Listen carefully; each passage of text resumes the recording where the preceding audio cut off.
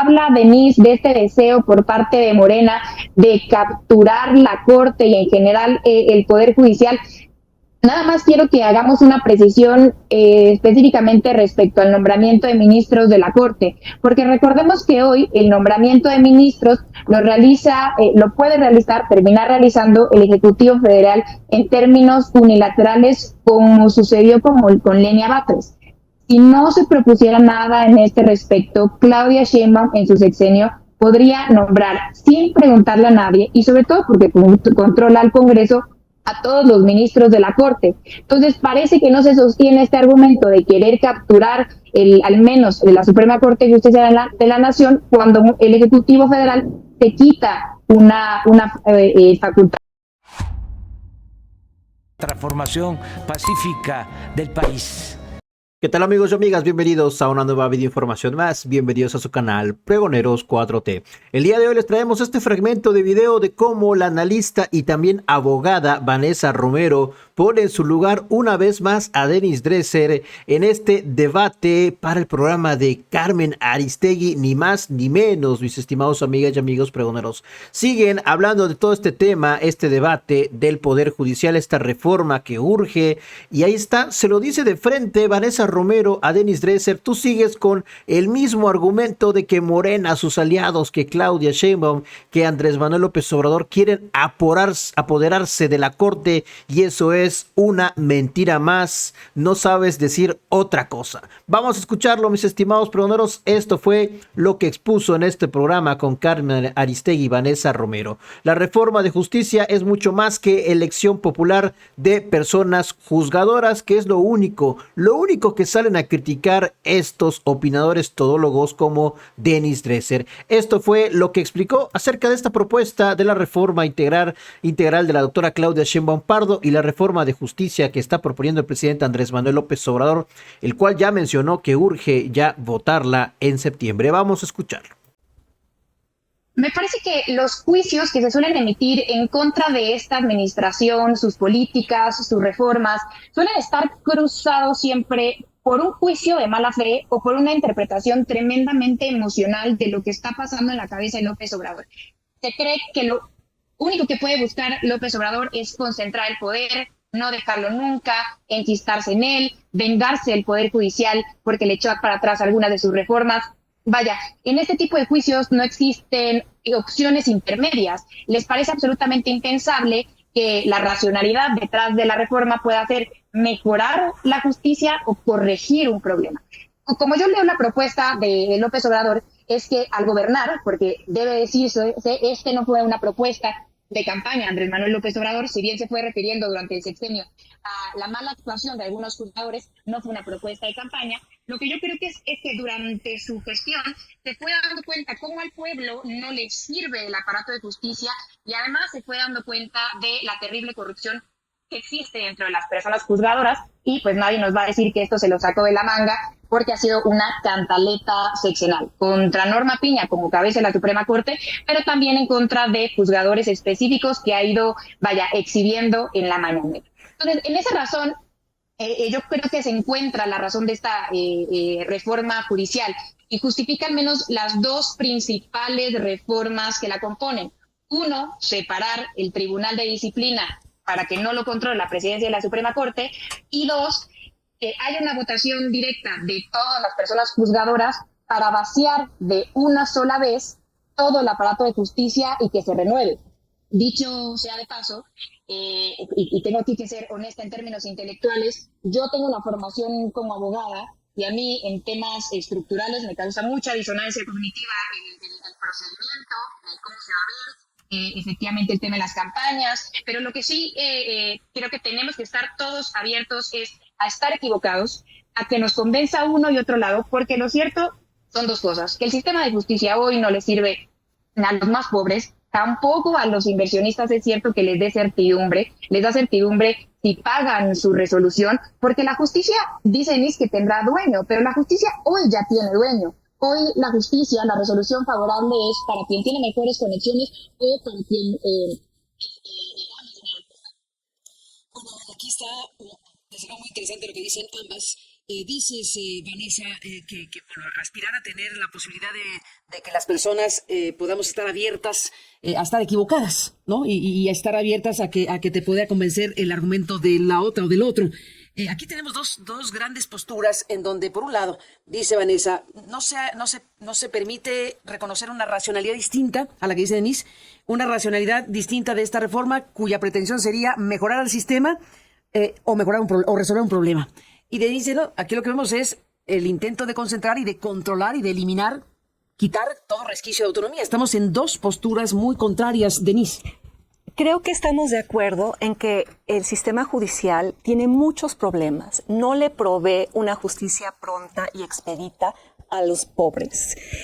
Es una justicia que se vende al mejor postor. Esos viejos problemas se vienen arrastrando desde hace años. Se trataron, por ejemplo, de componer. Es falso que no hayamos discutido el sistema judicial cuando atravesamos todo un periodo de discusión y de transición a los juicios orales. Recordemos presunto culpable, recordemos el intento de transparentar la gestión judicial precisamente a través de la oralidad, cosa que no está contemplado reforzar en esta reforma.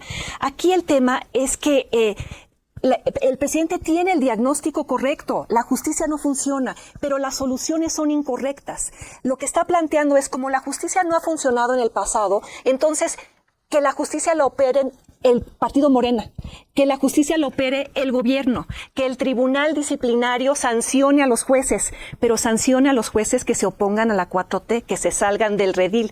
O sea, critican la captura política del Poder Judicial por las élites del pasado y están proponiendo la captura del Poder Judicial por las élites del presente. Si al Poder Judicial le ha faltado autonomía, profesionalización e independencia en el pasado, lo que buscas es precisamente fomentar eso que te ha faltado. Esta reforma coarta la posibilidad de mejorar el sistema judicial. ¿Cómo vas a crear mayor independencia de jueces si los sometes a una elección popular donde los candidatos los postula el partido en el poder, mayoritariamente el ejecutivo, el legislativo? ¿Cómo vas a fomentar su profesionalización si los estás constantemente rotando, sometiendo a elecciones populares, donde además el buen juez, Carmen, no es el popular, el que gana una elección? El buen juez es el que hace cumplir la ley. En una democracia, ¿cuál es el papel de las cortes? Y por cierto, aquí le contesto a Vanessa, muchos de los problemas de acceso a la justicia por parte de los más pobres provienen de otros temas que esta reforma no contempla. Provienen de las fiscalías, provienen del Ministerio Público, provienen incluso de policías que aprenden al sospechoso equivocado y lo meten a prisión preventiva oficiosa. Que si quieren arreglar la justicia que hoy daña a los más pobres, que este presidente retire la prisión preventiva oficiosa como ya se lo ha exigido la Corte Interamericana la sentencia de la Corte Interamericana de Justicia. Aquí se ha usado una retórica muy seductiva y muy tramposa para en realidad no mejorar el sistema judicial. A ver, un juez ¿qué hace? ¿Qué hacen las cortes? Prevenir abusos del Poder Ejecutivo, asegurar que las decisiones del gobierno se adhieran a la ley y proteger derechos fundamentales, incluyendo derechos fundamentales de las minorías. Vanessa subraya que ella es abogada. Yo no soy abogada, sí soy ciudadana. Yo he pasado este sexenio en 7 litigios distintos contra un gobierno por el cual voté, que ha atentado contra mis derechos. En un sistema judicial de elección popular con jueces mayoritariamente afines a la 4T, al gobierno y al partido, mi posibilidad de defender mis derechos sería nula, al igual de que cualquier opositor o cualquier empresario, y por eso es que el superpeso ya se colapsó, porque los inversionistas que están viendo un poder judicial absolutamente discrecional, donde no va a haber reglas claras, donde va a prevalecer la incertidumbre y donde la justicia se pone a la venta del mejor postor, incluyendo los empresarios cercanos al régimen en el poder. Vanessa Romero, ¿qué nos dices? yo reconozco mi posición como abogada, no solo para explicar mi posición, sino para que entendamos también cómo vamos a observar la posición de todas las personas juzgadoras involucradas en estos diálogos que se van a abrir a partir de la siguiente semana y que hoy están discutiendo esta reforma. Porque lo cierto es que el sistema como hoy existe, no solo pues, lo tenemos nosotros enquistado en el cerebro de que así tiene que ser y porque es cierto que así funciona en la mayoría de los países de la OCDE, sino que este sistema nos funciona tremendamente bien a mi gremio como abogados. Pues, nosotros sabemos que los abogados son una de las profesiones que económicamente le va mejor en este país y que tienen capturada también la justicia. Entonces, para que tengamos mucho cuidado en los diálogos, cuando se abran estos colegios de abogados, a los profesionistas, inclusive a los funcionarios del Poder Judicial, que ellos serán juez y parte. Entonces, que tengamos cuidado con esos juicios y que sobre todo escuchemos a los usuarios del sistema de justicia. Por otro lado, habla Denise de este deseo por parte de Morena de capturar la Corte y en general el Poder Judicial. Nada más quiero que hagamos una precisión específicamente respecto al nombramiento de ministros de la Corte, porque recordemos que hoy el nombramiento de ministros lo puede terminar realizando el Ejecutivo Federal en términos unilaterales, como sucedió con Lenia Batres. Si no se propusiera nada en este respecto, Claudia Sheinbaum en su sexenio podría nombrar sin preguntarle a nadie y sobre todo porque controla al Congreso a todos los ministros de la Corte. Entonces parece que no se sostiene este argumento de querer capturar al menos de la Suprema Corte de Justicia de la Nación cuando el Ejecutivo Federal te quita una facultad. Y por último, me parece también criticable que estemos atacando toda la solución que da tanto el presidente como Claudia Sheinbaum a un diagnóstico que por lo menos acordamos que es correcto por una sola de las propuestas. Yo creo que hay propuestas muy valiosas y que ya veníamos discutiendo desde hace tiempo, como la división del Consejo de la Judicatura Federal. No puede ser que ellos también sean juez y parte, que sea la Suprema Corte de Justicia de la Nación quien coordine el órgano de disciplina y de administración. Y por otro lado también hay propuesta muy valiosa, no me meto ahora a las de Claudia Sheinbaum, nada más a la de Andrés Manuel López Obrador, que se refiere a la justicia pronta y expedita, precisamente a quienes con absoluta razón y justificación les causa escozor el tema de la prisión preventiva oficiosa que debiera resolverse por la Suprema Corte, ya sabemos que lo mandó a listar para después. Esta reforma de Andrés Manuel López Obrador busca hacer efectiva la justicia pronta y expedita para que no tengamos estas personas en todos los procedimientos civiles, penales, administrativos, esperando justicia ad infinitum. Bueno, les pido a las dos un momento, vamos a hacer una pausa. Saludos a quienes están en este momento escuchando la radio en el país, gracias a las estaciones de Grupo Radio Centro que transmiten en vivo en la República Mexicana esta discusión, este debate y este programa. Gracias por estar aquí. Volvemos con ustedes. Y bueno, adelanto, les propongo, Vanessa, Denise, otro de los ángulos. Desde luego está el contenido de la iniciativa y el contenido de lo que Sheinbaum obtuvo en los diálogos que desarrolló durante su campaña, pero también está otro conjunto de situaciones, el momento político, donde vemos por un lado al presidente de la República que está empujando el asunto para que esto se apruebe en septiembre y por otro lado esta presión que existe y esta decisión que anuncia Sheinbaum de que se abran espacios. Se habla de una encuesta organizada por Morena, el partido político que la postuló, y foros y parlamento abierto. En fin, aquí hay este otro componente que tiene que ver con la transición de poderes entre el gobierno de AMLO y el de Claudia Sheinbaum en este preciso momento. Déjenme hacer una pausa y volvemos con ustedes. Vanessa Romero, Denise Dresser, esta mañana aquí. Bueno, estamos de regreso en esta conversación, en esta mesa con Vanessa Romero y con Denise Dresser. Gracias de nuevo a las dos y gracias al público por sus mensajes en nuestro buzón de voz que está muy intenso siempre, pero en estos últimos días más. Gracias por todo lo que nos envían y bueno, pues vamos viendo las críticas, los comentarios, saludos, todo lo que nos mandan es importantísimo y apreciamos mucho que lo hagan a través de este programa y de este espacio. Les decía, Vanessa, Denise, y les propongo, además del contenido mismo de esta iniciativa presidencial y de lo que Claudia Sheinbaum desarrolló a su vez en su campaña con los diálogos a los que convocó, está el contexto político, electoral y social y la transferencia de poder, hay que decirlo de esta manera. Estamos hablando de un presidente de la República que está planteando esta reforma judicial, ya se discutió mucho, al final de cuentas está diciendo es urgente, empujando para que la nueva mayoría, bueno, pues vote esto en cuanto llegue el nuevo Congreso. Ya empieza un parlamento abierto, cuando todavía no está el parlamento instalado, se anuncia una encuesta para que la organice Morena, en fin. Te propongo, Denise, arrancar en esta parte del bloque. ¿Qué estás viendo con estos elementos que tienen que ver con las dos figuras, el tránsito de poder? Pues ojalá que Claudia Sheinbaum sea la persona que Vanessa Romero cree que es. Alguien que tiene un entendimiento de su papel como presidenta, que no va a compartir ese papel y que reconoce que dentro de las propuestas del presidente hay cosas rescatables y otras que se deben modificar.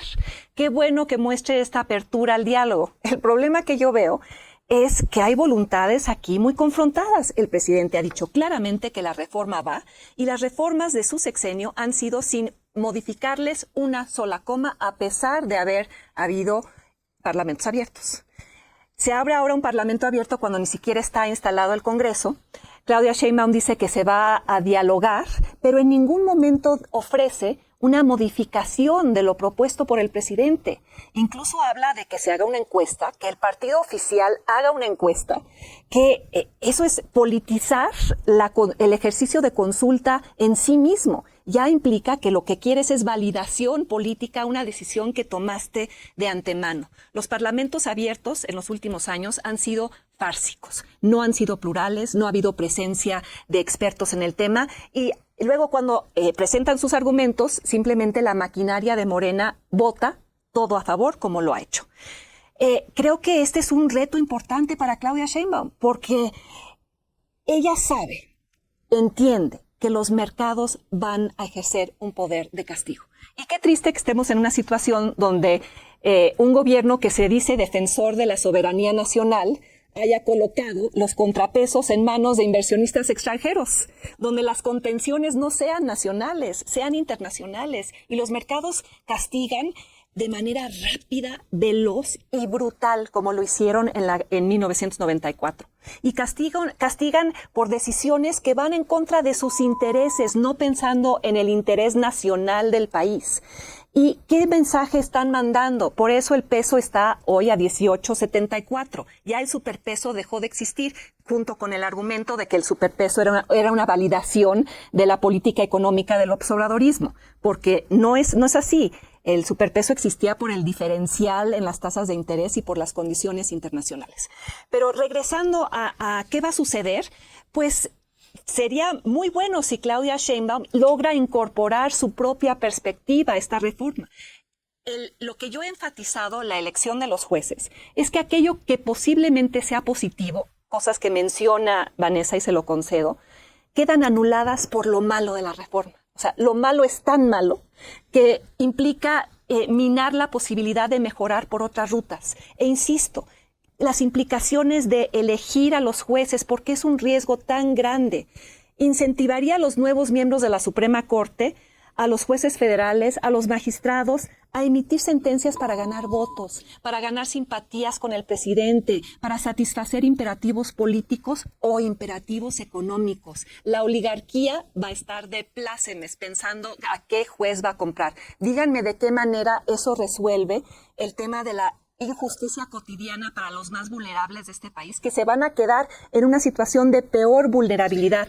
¿De qué manera va a ser la justicia rápida, pronta, expedita, etcétera?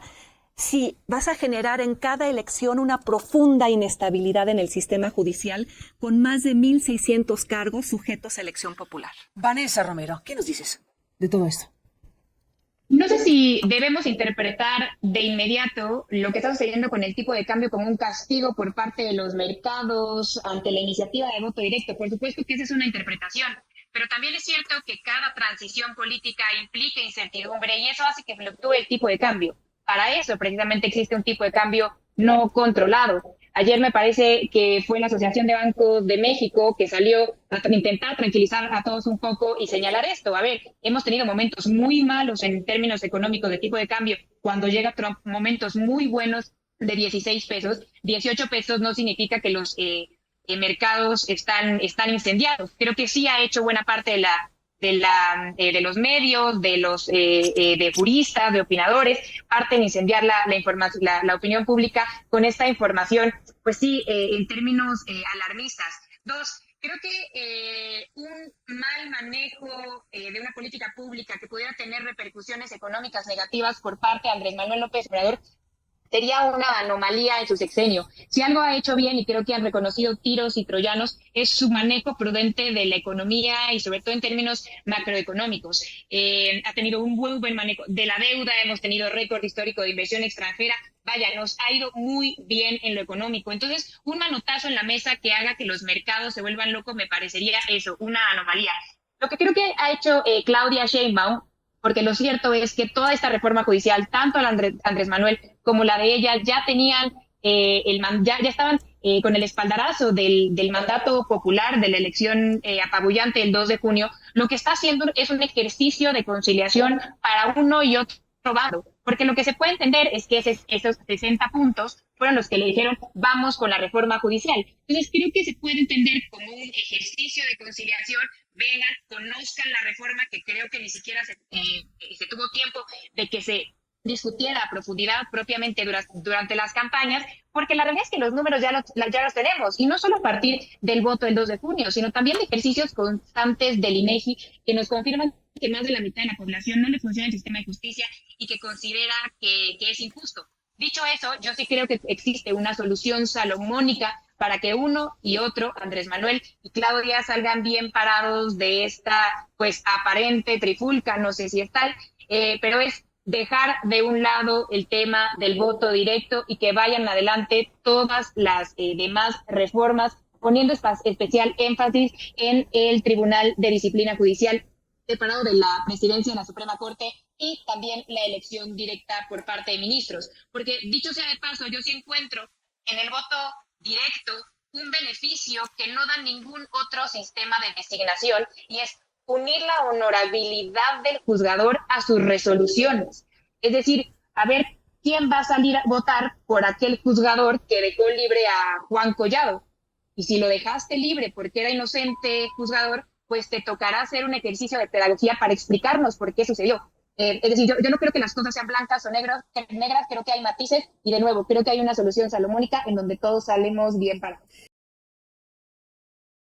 Pues ahí está, en su cara se lo dijeron a Denis Dresser. No se sostiene este argumento de decir que por voto popular no se deberían elegir a las personas juzgadoras, esto que plantea esta reforma. Y si bien lo ha dicho muy bien Vanessa Romero, que no le gusta pues esta parte de la reforma, pero ella pues es pues muy crítica acerca de todo esto, que esto realmente no es solamente lo importante de esta reforma al Poder Judicial, mis estimados pregoneros, porque ahí está el ejemplo. El Ejecutivo es el que nombra, al final de cuentas. Ven lo que pasó con Lenia Batres, es la oposición se negó a todas las ternas, mis estimados pregoneros, 2 veces, y bueno, ya al final el presidente Andrés Manuel López Obrador fue el que tuvo que decidir y nombrar a Lenia Batres, porque la oposición no quiso dialogar, no quiso llegar a ningún acuerdo, mis estimados pregoneros, en esta facultad que tiene el Ejecutivo de dar estas ternas, y no les pareció ninguna, y ahí está lo que sucedió. El presidente la eligió pues ya directamente a Lenia Batres en este último ejemplo que comenta Vanessa Romero en esta mesa de debate en el programa de Aristegui. No se sostiene lo que dices, le dice a Denis Dresser, y Morena, sus aliados, ni el presidente ni Claudia Sheinbaum se quieren apoderar o capturar el Poder Judicial, ni mucho menos la Corte. Una mentira más por parte de esta oposición moralmente derrotada y de estos opinólogos analistas como Denis Dresser. Nos vemos hasta la próxima, pregoneros. Si la información les gustó, ayúdanos con esa manita arriba, con ese poderosísimo like, dale me gusta a este video para que podamos llegar a más personas.